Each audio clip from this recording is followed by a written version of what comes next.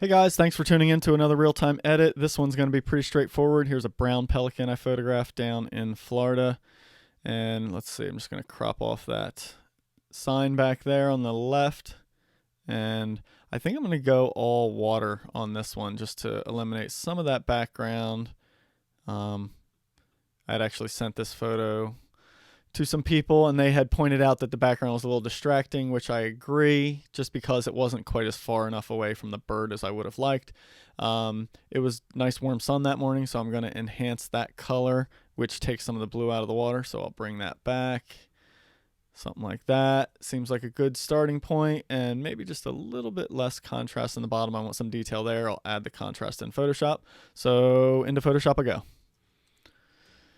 All right, first things first, let me just kind of scan this, make sure there's nothing to clone out of it, which I'm not seeing anything, so I think we're good. So it's just going to be some curves layers to kind of get this image where I want it, which is just to darken that background a little bit.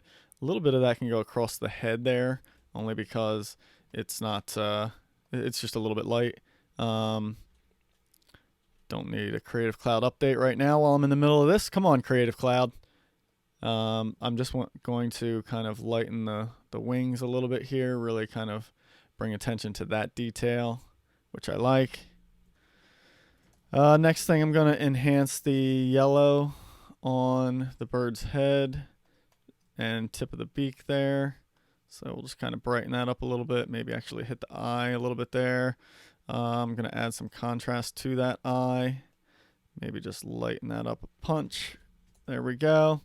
A little more orange on the beak. Exaggerate that color. There we go. Something like that seems good. We put a little bit more of that yellow wash down there. Also, I noticed my highlights are getting a little blown there, so let me go back to Lightroom. Let's see if I recover the highlights, bring the exposure down. That should give me the detail back there. I'll open that back up in Photoshop, undo the settings in Lightroom, and let me just layer that on there. Take it to the bottom. There we go. Now I get my detail back, right? So I'll just paint that in that spot. There we go. Nothing overexposed now. A little bit more detail on the beak. Make the kind of dark gray black around the eye a little bit more darker, which is good. And then I really want to just kind of exaggerate the watercolor there just a little bit. So I'll just kind of paint some more blue into that area, which should do nicely. It's probably going to be a little bit too much, so I'll just back it off once I get it painted in. Yeah, definitely too much. Just lower the opacity to 50 on that. That seems good. All right, so before and after, real subtle there. Not a lot going on, but brings out the bird a little bit more. And compared to my original exposure, I really think it works well. Oh, you know, I just saw one other thing I do want to enhance.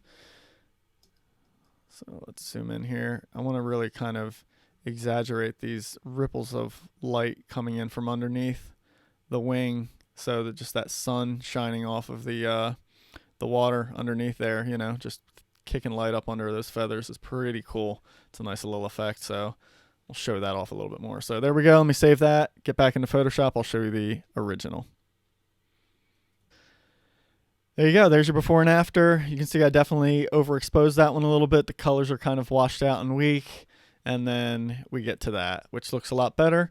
So the idea when I was taking this photo is I really wanted to show off how low these birds fly over the water when they do this kind of low flat water gliding. I mean, they do it in rough water too, but they really get low when the water is flat like this.